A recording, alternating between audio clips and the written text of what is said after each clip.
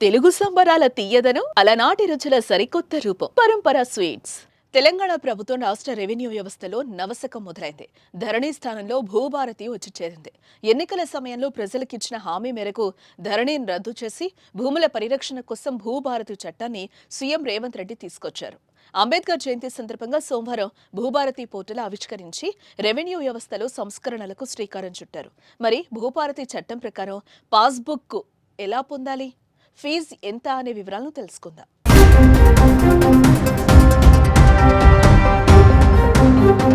భూభారతి చట్టం ప్రకారం భూమి యజమాని రూ. 300 చెల్లించి దరఖాస్తు చేస్తే పట్టాదారు పాసు పుస్తకం అధికారులు జారీ చేస్తారు. అయితే పాస్బుక్ పొందేందుకు ముందుగా భూమి వివరాలు భూ రికార్డులో నమోదై ఉండాలి. ఆ తర్వాత లైసెన్స్డ్ సర్వేయర్ ద్వారా భూమి సర్వే చేయించుకుని భూమి మ్యాప్ తయారు చేయించుకోవాలి. మండల సర్వేయర్ ఆ మ్యాప్ను ధృవీకరిస్తే అదే మ్యాప్ను పాస్బుక్లో నమోదు చేస్తారు. పాస్బుక్లో ఏవైనా తప్పులుంటే దానికి సంబంధించి దరఖాస్తు చేసుకుంటే ఎంఆర్ఓ పరిశీలించి సరిచేస్తారు. ఎంఆర్ఓ తీసుకున్న నిర్ణయంపై అభ్యంతరం ఉంటే ముందుగా ఆర్టీఓకు, ఆ తర్వాత జిల్లా కలెక్టర్ వద్దకు అప్పీల్ చేసుకునే అవకాశాన్ని ప్రభుత్వం కల్పించింది.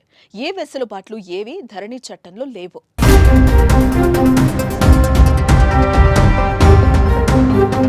రాష్ట్రంలో ఎక్కడైనా ప్రభుత్వ, అసైన్డ్, దేవాదాయ, భూదాన్ వంటి భూములపై ఎవరికైనా అక్రమంగా పట్టాలు జారీ అయితే వాటిని రద్దు చేయాలని కోరుతూ రాష్ట్ర భూపరిపాలన ప్రధాన కమిషనర్కు కూడా ఫిర్యాదు చేయొచ్చు.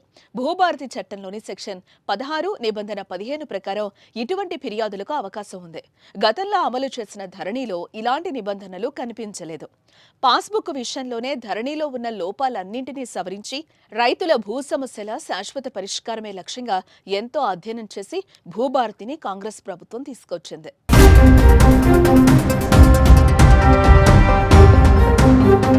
సర్వే విధానంలో కూడా మార్పులు చేశారు.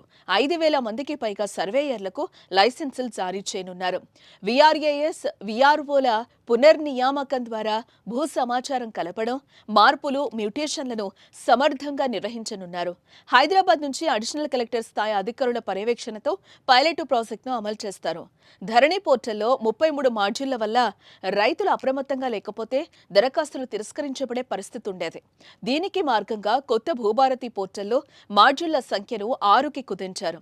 వారసత్వ బదిలీలో ప్రతి కుటుంబ సభ్యుడికి నోటీసుల జారీ, విచారణ వ్యవస్థను ఏర్పాటు చేశారు.